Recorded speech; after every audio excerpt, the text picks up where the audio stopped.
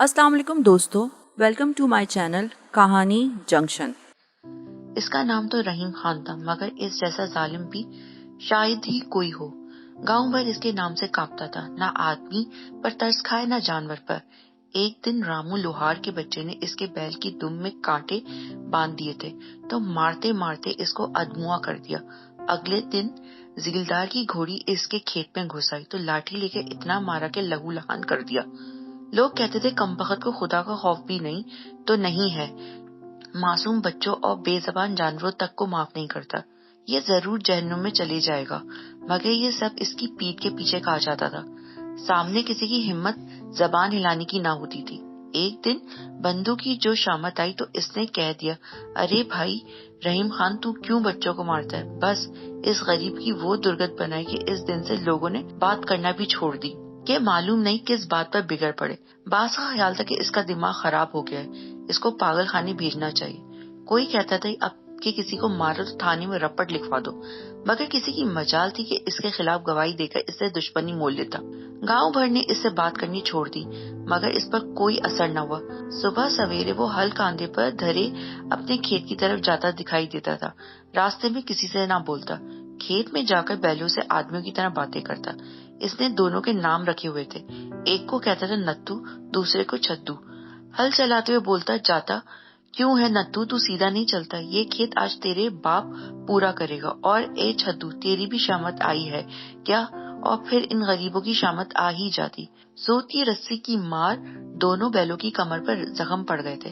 शाम को घर आता तो वहाँ अपने बीवी बच्चों पर गुस्सा उतारता। दाल या साग में नमक है, बीवी को उधेड़ डालता। कोई बच्चा शरारत कर रहा है, इसको उल्टा लटकाकर बैलों वाली रस्सी से मारते मारते बेहोश कर दिया।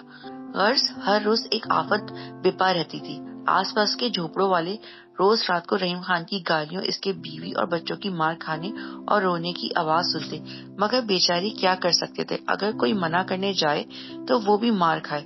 मार खाते खाते बीवी गरीब तो अधमुई हो गई थी। 40 बरस की उम्र में 60 साल की मालूम होती थी। बच्चे जब छोटे छोटे थे तो पिटते रहे।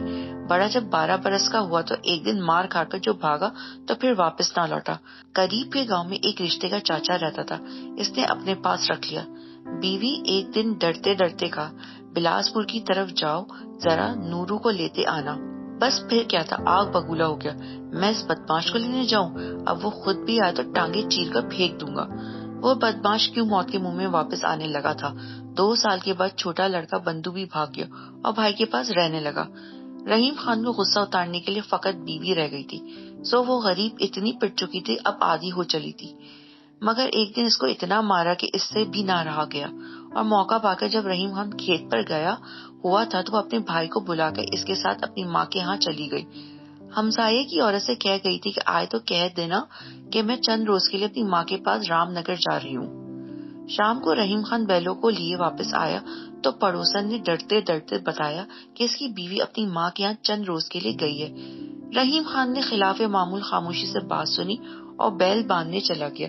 इसको यकीन था कि इसकी बीवी अब कभी नहीं आई। एहताते में बैल बांधकर झोपड़े के अंदर गया तो एक बिल्ली मियाओ मियाओ कर रही थी। कोई और नजर ना आया तो इसी की दुम पकड़कर दरवाजे से बाहर फेंक दिया। चूल्हे को जाकर देखा तो ठंडा पड़ा हुआ था। आग जलाकर रोटी कौन डालता? बगैर कुछ खाए पिए पड़कर सो गया।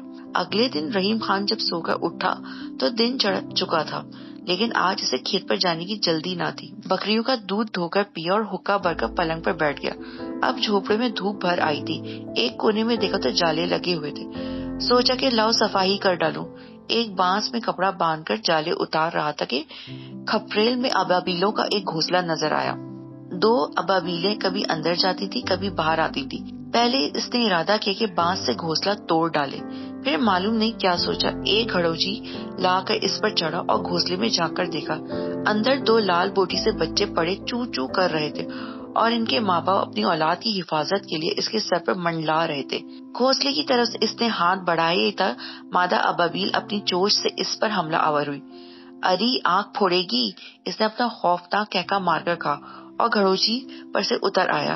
अबाबीलों का घोंसला सलामत रहा। अगले दिन से इसने फिर खेत पर जाना शुरू कर दिया।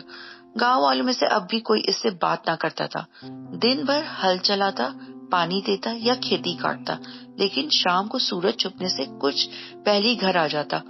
हुक्का भरकर पलंग के पास लेटकर अबाबीलों के घोंसले की सैर देखता रहता। अब दोनों बच्चे भी उड़ने के काबिल हो गए थे। इसने इन दोनों के नाम अपने बच्चों के नाम पर नूरू और बंदू रख दिए थे। अब दुनिया में इसके 2 से 4 अबाबील ही रह गए थे, लेकिन इनको ये हैरत जरूर थी कि मिद्दत से किसी ने इसको अपने बैलों को मारते ना देखा था। नत्थू और चद्दू खुश थे। इनकी कमरों पर से जख्मों के निशान भी तकरीबन गायब हो गए थे। रहीम खान एक दिन खेत से जरा सवेरे चला आ रहा था कि चंद बच्चे सड़क पर कबड्डी खेलते हुए मिले। इसको देखना था कि सब अपने जूते छोड़कर भाग गए। वो कहता ही रहा, अरे मैं कोई मारता थोड़ा ही हूँ। आसमान पर बादल छाए हुए थे। जल्दी जल्दी बैलों को हाँकता हुआ घर लाया। इनको बांधा कि तब बादल जोर से गरजा और बारिश शुरू हो गई। अंदर आकर क्वार्टर बंद किए और चिराग जलाकर उजाला किया। हस्बे मामूल बासी रोटी के टुकड़े करके अबाबीलों के घोंसले के करीब एक ताक में डाल दिए। अरे ओ बंदू, अरे ओ नूरू पुकारा, मगर वो ना निकले। घोंसले में जो झांका तो चारों अपने परों में सर दिए सहमे बैठे थे। एन जिस जगह छत में घोंसला था वहाँ एक सुराख था और बारिश का पानी टपक रहा था। अगर कुछ देर ये पानी इस तरह ही आता रहा तो घोंसला तबाह हो जाएगा और अबाबीलें बेचारी बेघर हो जाएंगी। ये सोचकर इसने कवाड़ खोले और मूसलाधार बारिश में सीढ़ी लगाकर छत पर चढ़ गया। जब तक मिट्टी डालकर सुराख को बंद करके वो उतरा तो शराबोर था।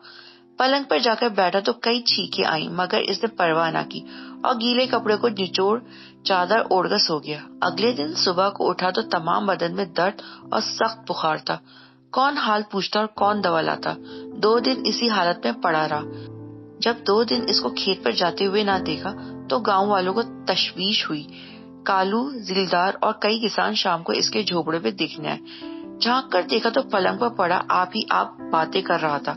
अरे बंदू, अरे नूरू, कहाँ मर गया? आज तुम्हें कौन खाना देगा? चंद अबाबीलें कमरे में फड़फड़ा रही थी। बेचारा पागल हो गया। कालू जमींदार ने सर हिलाकर कहा, सुबह को शफा खाना वालों को पता देंगे, पागल खाने भिजवा देंगे। अगले दिन सुबह को जब इसके पड़ोसी शफा खाने वालों को लेकर आए और इसको झोपड़े का दरवाजा खोला तो वो मर चुका था। इसकी पाइती 4 अबाबीलें सर झुकाए खामोशी से बैठी थी। आज के लिए इतना ही। मिलते हैं अगली कहानी के साथ। अपने कीमती फीडबैक देने के लिए वीडियो को लाइक एंड सब्सक्राइब जरूर कीजिए और अगर आपके पास भी ऐसी ही कोई इंटरेस्टिंग स्टोरी है तो डिस्क्रिप्शन बॉक्स में दिए गए जीमेल एड्रेस पर हमारे साथ जरूर शेयर कीजिए।